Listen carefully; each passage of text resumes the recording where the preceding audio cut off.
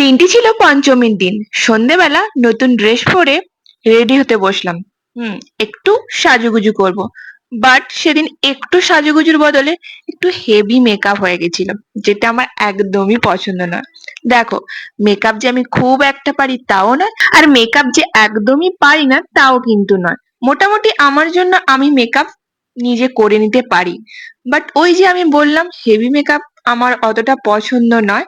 But বিয়ে বাড়ি হলে তখন ঠিক আছে, নাহলে আমার মনে হয় আমাকে মেকআপ করলে ঠিক ভালো লাগে না। কেন জানি না, বাট আমারও তো ইচ্ছে করে একটু মেকআপ করতে।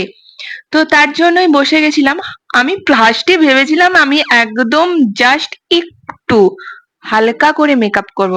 বাট হালকার জায়গাতে সেদিন যা মেকআপ হয়ে গেছিল কি আর বলবো, সেটা তোমরা দেখতেই পাচ্ছ। প্রচন্ড হেভি মেকআপ হয়ে গেছিল, যেটা আমি নিজেই বুঝতে পারছিলাম।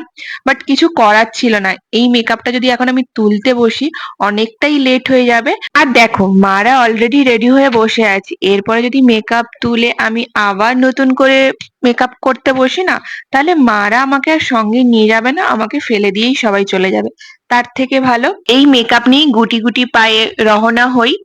আর এই যে সেই, এটা আমি রথের মেলা থেকে আনছিলাম। এটা কেমন লাগছে তোমাদের?